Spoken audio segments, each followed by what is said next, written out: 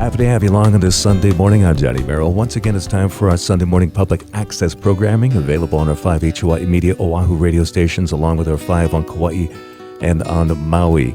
A very, very, very important topic. It's been trying to get rid of it, or at least kind of scale it back a little bit. It has not been successful. Very tough to do. We're going to find out more about this. So what am I talking about? The Jones Act. We've heard about this before. We've done discussions on this with Grassroots Institute of Hawaii. And unfortunately, all efforts to repeal or reform the law since it was enacted 105 years ago have failed.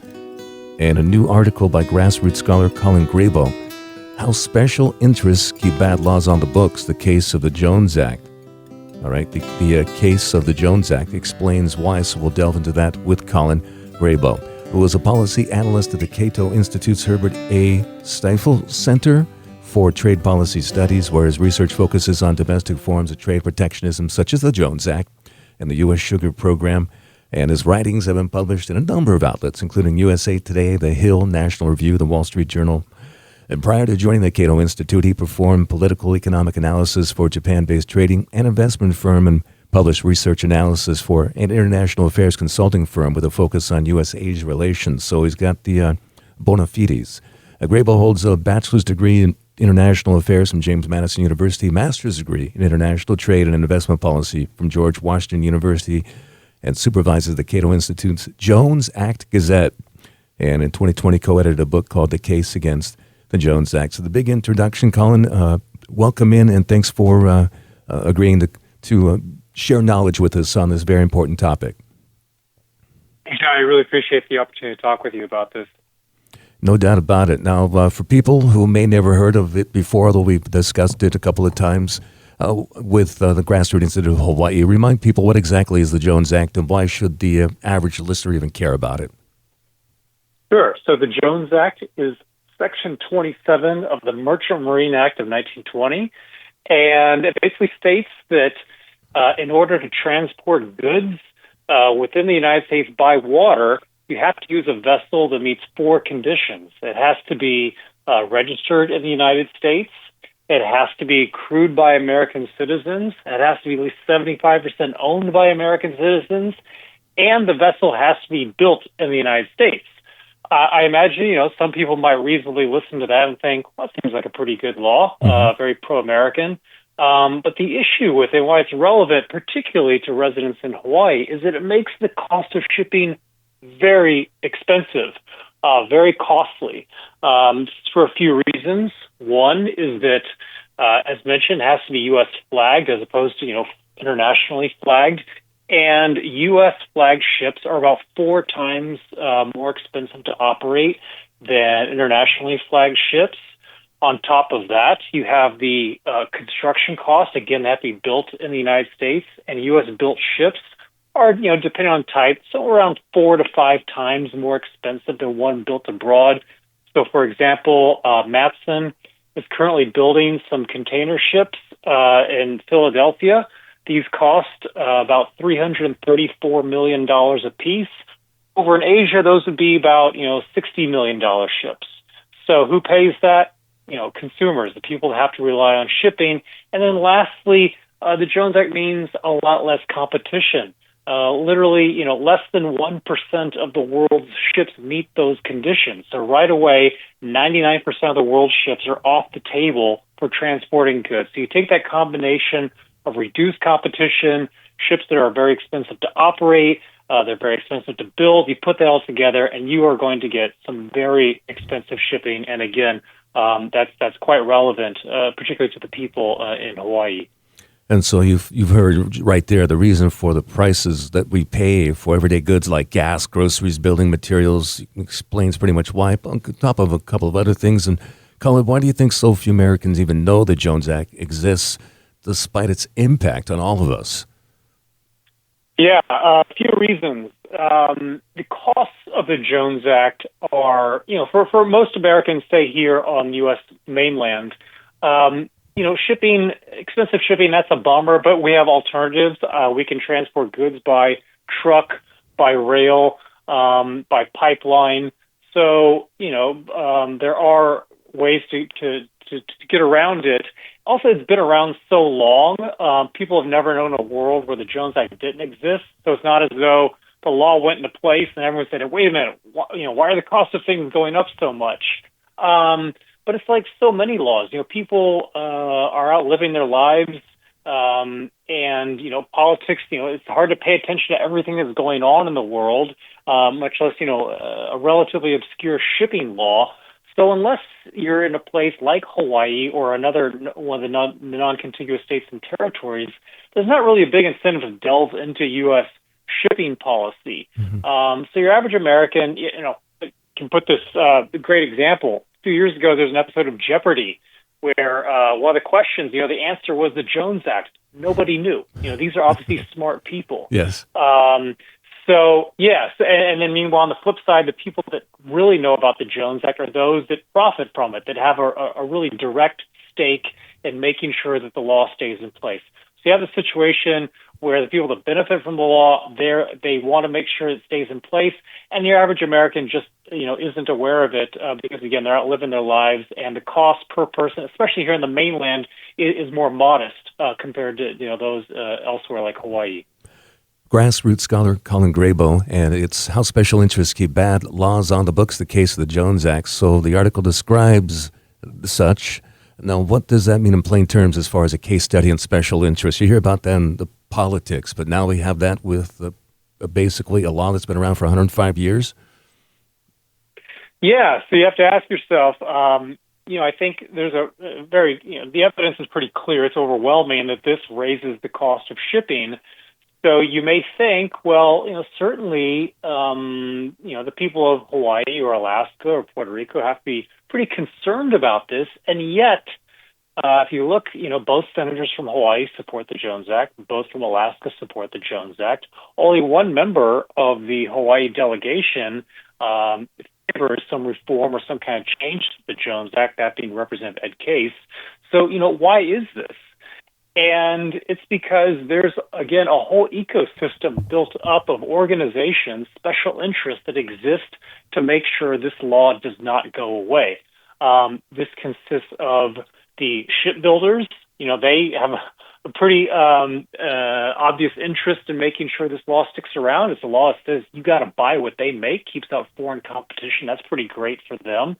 You have the guys that crew these ships. They don't want competition from foreign mariners. You have the folks like Matson and Pasha that operate the ships. They have their own lobbying groups to make sure that the law stays in place. So, if you're a member of Congress, you hear from these guys all the time. But how often does someone walk in their door and say, Congressman, Senator, you got to do something about this Jones Act. It's really killing us. Mm-hmm. So again, you just come down to ultimately the people that care the most are those that profit from it, want to make sure it stays in place. Meanwhile, your average person, the Jones Act, to the extent they're even aware of it, it's a bummer. They don't like it, but is it enough to make you, march on Washington and, dedicate yourself to seeing it overturned? Probably not. And that's basically the dynamic that we see that, ensures that the Jones Act stays on the books. All right, Colin, so what are some of the ways lawmakers then are persuaded to support the Jones Act? Is it just the lobbying, or does it go deeper than that, in your opinion? Yeah, I'll tell you an anecdote I think that has some explanatory power. I talked once to a former member of Congress, and he said, look, I got elected. I was in my late 20s, maybe 30 years old, something like that. And one day, some guys from a maritime union showed up in my office and said, we'd like to talk to you about this great law called the Jones Act. It just says that, American goods have to be transported by Americans on American flag ship, built in the United States. That what could be more patriotic than that? And by the way, here's a check for your reelection campaign. We got an endorsement for you. And this guy happened to be a Republican and getting endorsed by organized labor. That was a big win for him. They said, election day, they worked the polls to try to get out the vote. And all they ask is just keep things the way they are. They're not asking you to introduce a bill. They're not asking you to change the world. In fact, they don't want you to change anything. Just keep things the way they are. Mm-hmm. Meanwhile, on the flip side, let's say that you do take on the Jones Act. You say, no, this is a bad law. Something has to change here. All those same interest groups are going to devote their energies to opposing you and making sure you don't get reelected. And, I'm not theorizing here. We have the example of Representative Ed Case. He's routinely faced challengers that were very pro-Jones Act, who were funded by pro-Jones Act groups. So, the political path of least resistance is just go along with the status quo, keep things the way they are. And for the record, I'm not accusing folks that support the Jones Act of being corrupt or just secretly knowing that the law is bad. But, the congressman I mentioned earlier, he said, I never heard from the other side. There is no organized lobby against the Jones Act that will, donate to your campaign, that have lobbyists that will knock on your door. So that's just, I think that anecdote has a lot of explanatory power for why things are the way they are. Does it go as far as even getting ships named after them as far as politicians for their support? Is that true? That is true. That is, right now Matson has a ship in service that transports goods to Hawaii called the Daniel K. Inouye, named, of course, after the late senator from Hawaii. And you may think to yourself, well, okay, on the one hand, he was a senator and he did support the Jones Act, but he was also, a war hero. Maybe that has some explanatory power.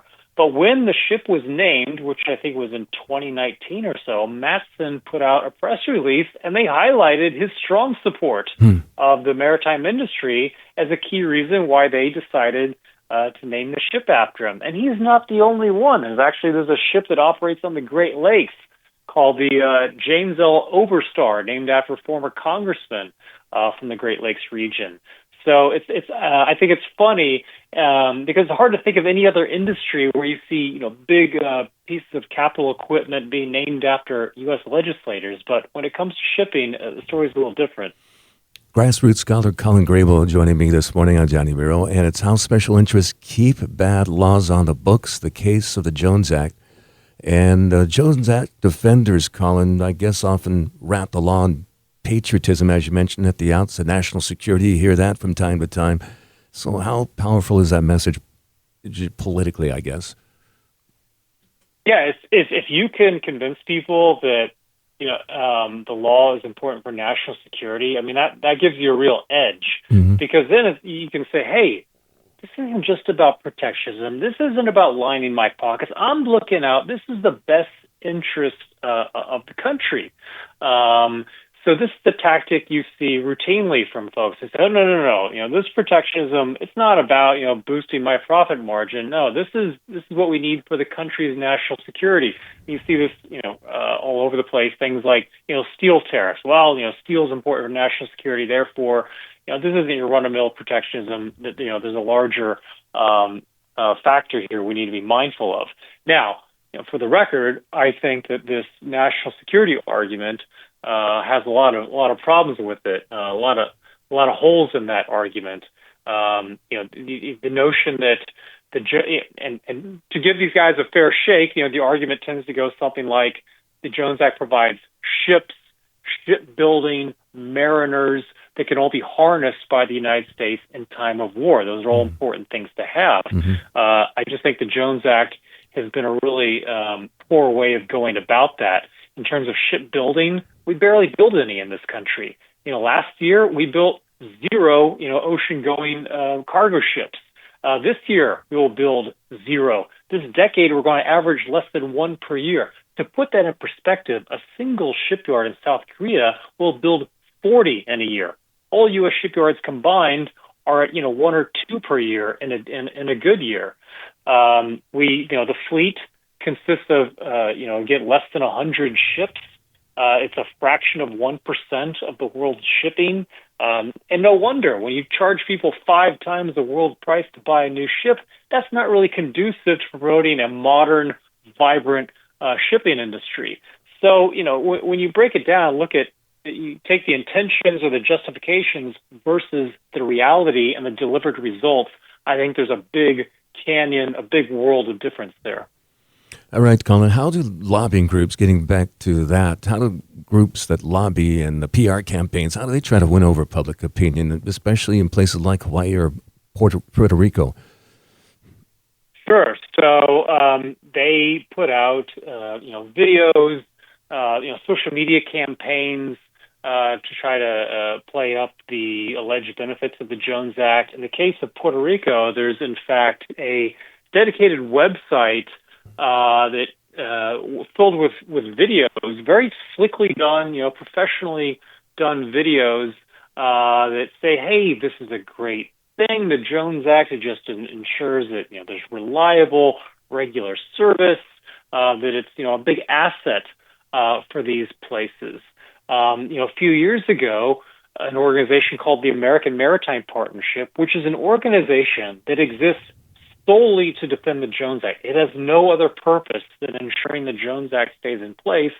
I think in 2020 or so, they released a report claiming there is basically no cost to Hawaii consumers from the Jones Act. This is again hard to square with the fact that Matson and Pasha are paying these inflated prices for ships.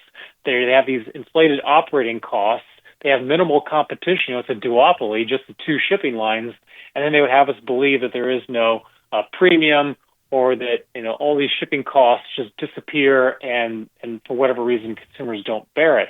But again, so putting out reports like that, putting out videos, these are some of the ways that these organizations go about trying to convince the folks that are most affected by the law that it's nothing for them to worry about.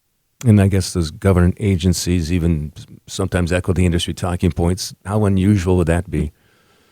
Yes, this is another thing. So we have the pro-Jones Act advocacy organizations that are funded by the maritime industry, and that's to be expected. And you find that all over the place. That's not unique. But what's really interesting, and I think frankly disturbing, is that you have government agencies recycling or promoting pro-Jones Act talking points. So, for example, the Department of Transportation has an agency called the U.S. Maritime Administration. And on the Jones Act's 100th anniversary back in 2020, they had a post on social media saying that the Jones Act turns 100 years old today. It supports 650,000 jobs. And we need to protect this law. I think how crazy that is, that there's a government agency out promoting, talking about what a great idea a protectionist law is. I can't think of any other example where we see government agencies out there doing this. And not only that, but I mentioned that the post includes a claim of 650,000 jobs. Where does that number come from? Is that from a government study that says that there are 650,000 maritime jobs? No. That number comes directly from Jones Act advocacy groups. So they are repeating the talking points of these groups. And, it's one thing if that's what they do, but our tax dollars have been used to fund this, this frankly propaganda. So that's another reason, another factor behind why this law has so much staying power, is because some of the advocacy and lobbying is coming from within the U.S. government. You just mentioned that the numbers that they put forward in that, you call it propaganda, and it sort of sound like it. Can you share another example, Colin, of when a government reported study critical of the law was shut down or buried? And I guess that's one. Are there any other? Yeah. So, we also have seen, for example, the U.S. Transportation Command, they've had, pro-Jones Act social media posts as well. But in terms of, one other thing I can mention is that the U.S. government, so members of Congress, in fact, some senior members of Congress several years ago wrote a critical letter to the head of the Library of Congress, asking them to remove from circulation a report written by the Congressional Research Service. Now, the Congressional Research Service is an organization that exists, it's taxpayer funded, to provide Congress with unbiased factual reporting about different issues of relevance. Well, they put out a report about the Jones Act. And if you're going to do an honest accounting of the Jones Act, it's hard not to be pretty critical. And these members of Congress wrote to the Library of Congress that you need to pull this from circulation for being overly critical and, allegedly biased against the Jones Act. We have another example several years ago after Hurricane Maria hit Puerto Rico. The Puerto Rican government released a draft report on how to recover from the aftermath of that hurricane and promote economic growth in the island. Well, one thing they mentioned quite logically was do something about the Jones Act. Well, the response from Congress was they got a nasty letter saying, hey, from Representative Duncan Hunter at the time saying, I understand you guys mentioned the Jones Act in a critical light. You shouldn't do that. If you proceed to talk about the Jones Act, then maybe we're not going to pay attention to the other recommendations you make in your report. So this is another, example of how the path forward, where even just having good information, just talking about the Jones Act is seen as the enemy or something to be defeated or something, frankly, to be squelched. So, yeah, you put all this together and you can start to understand why progress on this issue is so difficult. Yeah, and as you mentioned, Senator Case, you said he felt like a ton of bricks just for asking questions about the law. So it sounds politically risky for lawmakers here, Alaska, or even Puerto Rico to question the Jones Act. Yes, exactly. Representative Case gave a great interview a few years ago where he was asked about this. Said, basically, your opposition to the Jones Act, where did this come from? And he said, as a state member of the state legislature, before he even arrived in Congress, he said, I just want to ask some questions and say, can we delve into this? Can we just see what the effect of the Jones Act is on Hawaii? And just for raising the issue, he said, yeah, as you said, a ton of bricks fell on me. He said, the sky opened up and everyone was just so mad that we had to have a conversation about this. And I think you've really arrived at a truly bad place where just talking about something is considered off limits. Doing investigations, just having these discussions, that's considered a no-no. How can you have a healthy policy environment without these lines of inquiry? And that was, again, that's just on the state level. Now that's even more magnified once you get to Congress, where the lobbying and the advocacy is even more pronounced. Grassroots scholar Colin Grable answering questions about why it's so hard to get rid of, even reform the Jones Act, how special interests keep bad laws on the books, the case of the Jones Act. I guess I'll pose this. If so many people and businesses are hurt by the Jones Act, why wouldn't we see a stronger movement against it? And it's fair to say that maybe that most industries harmed by the law just don't want to pick a fight with the all-powerful Washington, D.C., the allies in Congress. And a lot of people, I guess, would then view it as invincible when it comes to these reform efforts that yourself and others are seeking. Yeah, one dynamic you encounter is that even industries or organizations that are harmed by the Jones Act, their attitude is one frequently is, look, I don't like the Jones Act. It hurts us. It costs us a lot of money. But, my top 10 list of issues, say it's number 4 or 5, and issues 1, 2, and 3, I need the help of senators or, other members of Congress that support the Jones Act. So, I remember a conversation I had with one member of an association, an industry representative that was hurt by the Jones Act. And he said, look, I gave an interview once in which I criticized the Jones Act, and I got a talking to by my bosses and said, no, don't talk about the Jones Act. That's politically thermonuclear, and it's really sensitive. And then another aspect to this is you have limited resources, limited time. Where are you going to devote them? And what are the prospects for success? And the Jones Act advocacy groups have done a great job of fostering this perception that if you take on the Jones Act, you're going to lose. You better pick other battles to fight, devote your resources elsewhere. And it's a self-reinforcing thing because, when that perception builds up, so people don't take on the law, which just further feeds into that perception that the law is invincible, it's pointless, it's a suicide charge. Don't bother with this one. So, yeah, again, this all plays a role in making it such an uphill battle to make progress on this law. I have a few remaining moments with Colin Grabo, grassroots scholar.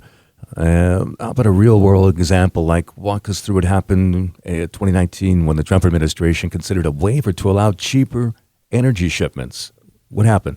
Yeah, this is an interesting example. So at the time, back in 2019, actually still today, we're in this bizarre situation where the United States is the world's leading exporter of liquefied natural gas. We send it all over the world. It's been exported, I think, to 30-some countries, but we can't transport it by water to other parts of the United States because, well, up until a few months ago, that's a different story, because there are no U.S.-built ships to transport. There are no U.S.-flagged, U.S.-built ships to transport it by water. So you had this situation back in 2019 where President Trump's economic team said, President Trump, we think you ought to waive the Jones Act for liquefied natural gas shipments because, we have this bizarre situation where we can export natural gas to other countries. We can't send it to other parts of our own country. So places like Boston and Puerto Rico were importing LNG from abroad because they couldn't buy domestic because there are no ships to transport it. This would seem a pretty common sense move, a pretty obvious win, both for domestic energy and obviously the residents of these places that have to rely on imported energy. So they went to President Trump and said, waive this law. And President Trump said, okay, well, first, I want to hear from both sides before I make a decision. I'm open to it. And he was told by his Secretary of Transportation, Elaine Chao, said, Mr. President, before you make a decision, please hear out the pro-Jones Act folks. And he said, okay. So the next week, 6 senators from Alaska, both senators from Alaska, both senators from Mississippi, both senators from Louisiana, they go down to the White House along with Steve Scalise, senior member of Congress on the GOP side. And they said, President Trump, do not touch the Jones Act. That's an extremely bad idea. And he said, okay, and he backed off. And meanwhile, there was no pro-Jones Act advocacy group, anti-Jones Act advocacy group to make the case. So he heard from 6 senators. No senator went up and said, no, you should do this. There's no countervailing force. Secretary of Transportation Elaine Chao, 1 month later, was named an American Maritime Hero. This is a brand new award cooked up by the American Maritime Partnership, again, a pro-Jones Act advocacy group. And the first 2 recipients of this award were Elaine Chao and the mariners who served the United States during World War II, transporting war material. It also later came out that I obtained some emails from the Freedom of Information Act showing that members of the Department of Transportation were contacting Jones Act lobbyists here in D.C., asking for them for their input on pro-Jones Act talking points for Secretary Chao. And one of those senior officials, about a year later, he got named as the head of a Jones Act advocacy group called the Dredging Contractors of America. So I think it's an interesting case study in how things are often done in Washington. Well, Con, it sounds like it's going to be very tough, a tough road ahead. Sometimes some might even say hopeless. Looking ahead, though, do you see any realistic path forward for reform, or is repeal basically off the table? And what bigger lesson would you say does the Jones Act teach us about how special interests can keep outdated laws on the books? Yeah, so I'll start with the last point first. We're talking about the Jones Act, but the really depressing part of this is that this dynamic I describe of, special interests, very invested in ensuring certain laws that benefit them stay on the books. We're talking about the Jones Act. We could be applying this dynamic all across the board. That's the really sad thing, is that this happens all over Washington. It's not just the Jones Act. But I want to leave your listeners on an optimistic note, because this conversation has been a little downbeat, a little depressing. And I think there is reason for optimism. I'll point out that in the last few years, last year actually, the state of Utah passed a resolution calling for repeal of the Jones Act. We saw the state of Connecticut this year pass a resolution calling for an exemption for liquefied natural gas shipments from the Jones Act. We saw the state of New Hampshire pass legislation calling for action, calling for the repeal of the Jones Act. So we see things like that. I think there's been a pickup in media attention on this. A lot more people seem to be aware of it. There's thanks to the efforts of folks at the grassroots and elsewhere, there is growing recognition. Representative Case, who we mentioned earlier, he has introduced every term in Congress. He always introduces reform legislation. Well, this year he picked up a co-sponsor, Delegate Moylan of Guam, and he introduced another bill aimed at the Jones Act this year that picked up the support of Representative Richie Torres of New York. So, it's anecdotal, it's small, but we're starting to see, more people sign on for this. So don't give up, and I think eventually the truth will win out here because the facts are all entirely on the side of Jones Act critics. Yeah, there's still no support from our other two senators. That Ed Case is still not yet. I mean, it's been a couple terms, so hopefully soon Ed can convince them, but Brian and Maisie to come aboard and make things a little bit easier on Hawaii residents. All right, great stuff there. Colin Grable, policy analyst at the Cato Institute's Herbert A. Stifel Center for Trade Policy Studies, and also with the great piece. They can find it, I guess, at grassrootinstitute.org, How Special Interests Keep Bad Laws on the Books, the case of the Jones Act. And where else can they find your work on this and other things, Colin? Sure. So another resource that they can go visit is cato.org/Jones Act. And for those of you that are Twitter or X addicts, I can be found on there at CPGrabow, CPGrabow. Lots of good anti-Jones Act content there to be found if you want more. So yeah, those are some resources I'd recommend.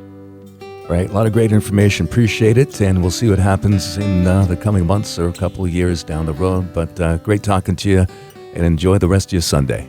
All right, you too, Johnny. Thank you so much.